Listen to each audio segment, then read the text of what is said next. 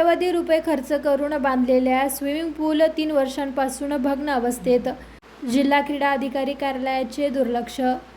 बुलढाणा शहरात जिल्हा क्रीडा विभागाच्या वतीने क्रीडा संकुल परिसरामध्ये कोट्यवधी रुपये खर्च करून 2005 साली भव्य दिव्य आणि सुसज्ज असा स्विमिंग पूल बांधण्यात आला. काही वर्ष हा स्विमिंग पूल सुरळीत सुरू होता, मात्र त्यानंतर स्विमिंग पूलला लीकेज सुरू झाले आणि त्याचे मेंटेनन्स लाखोंच्या घरात गेले. गेल्या 3 वर्षांपासून हा स्विमिंग पूल नादुरुस्त असल्याने भग्न अवस्थेत पडला आहे. या संपूर्ण परिसरात घाणीचे साम्राज्य पसरले आहे, तर अनेक ठिकाणी दारूच्या बाटल्या देखील पडलेल्या दिसून येतात. या प्रकाराकडे जिल्हा क्रीडा अधिकारी कार्यालयाचे पूर्णपणे दुर्लक्ष झाल्याचे पाहायला मिळत आहे.